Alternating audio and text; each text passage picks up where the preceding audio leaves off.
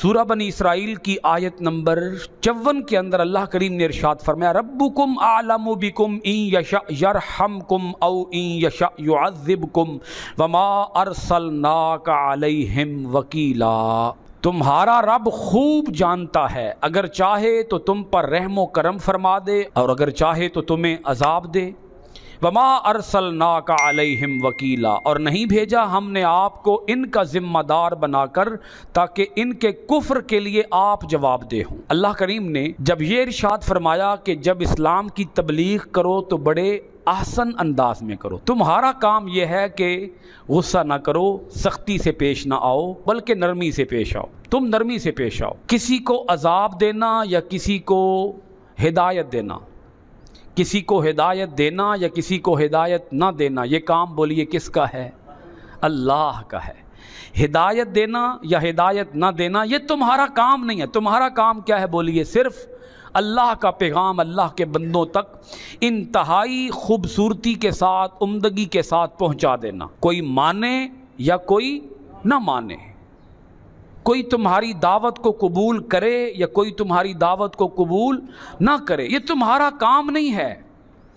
دل کے اندر تمہاری بات اترے یا دل کے اندر تمہاری بات نہ اترے، یہ تمہارا کام نہیں۔ تمہارا کام ہے صرف پہنچا دینا، بس پیغام پہنچا دینا، اور بڑے ہی اچھے انداز میں، عمدہ انداز میں، احسن انداز میں۔ اب اللہ کریم نے اس آیت کے اندر واضح طور پر ارشاد فرما دیا کہ تمہارا رب خوب جانتا ہے، اسے پتہ ہے کہ کس کو ہدایت دینی ہے، کس کو ہدایت نہیں دینی۔ وہ چاہے تو ہدایت دے اور ہدایت دے کر تمہیں جنت کا مستحق بنا دے، اور وہ چاہے تو تمہیں عذاب دے، سزا دے، تمہیں ہدایت نہ دے اور اس کے نتیجے میں تم جہنم میں چلے جاؤ۔ اے پیارے پیغمبر، ہم نے آپ کو ان کافروں پر ذمہ دار بنا کر نہیں بھیجا، آپ ان کی ہدایت کے ذمہ دار نہیں ہیں کہ اگر یہ ہدایت پر نہ آئے تو جواب دہ آپ ہوں گے۔ نہیں میرے پیارے پیغمبر، آپ جواب دہ نہیں ہیں۔ نبی کریم علیہ الصلوۃ والسلام غمگین ہو جاتے نا، یہ مضمون پہلے کئی دفعہ بیان ہو چکا ہے۔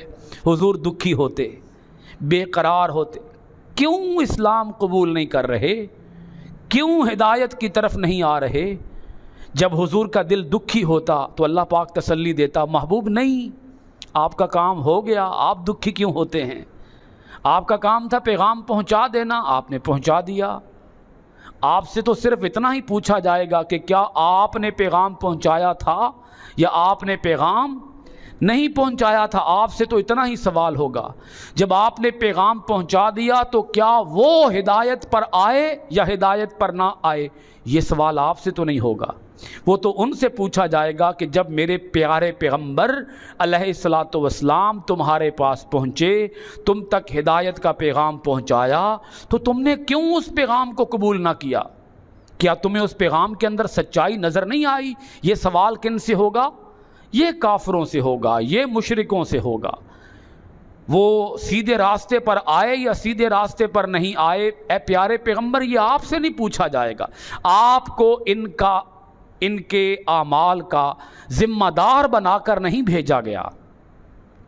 تو اس آیت مبارکہ کی روح سے ہمیں جو بات سمجھنے کو ملتی ہے وہ یہ کہ جب ہم کسی تک نیکی کی دعوت لے کر جائیں اور کوئی نیکی کی دعوت کو قبول نہ کرے تو ہمیں اس سے مایوس نہیں ہونا چاہیے، کیونکہ جب ہم چلے گئے، ہم نے نیکی کا پیغام پہنچا دیا تو ہم اس کے حضور جیت گئے، ہم کامیاب ہو گئے، ہم سرخرو ہو گئے۔ ہماری کامیابی، ہماری جیت یہی ہے کہ ہم نے پیغام بولیے پہنچا دیا ہے، بس صرف پہنچا دینا ہمارے ذمے ہے۔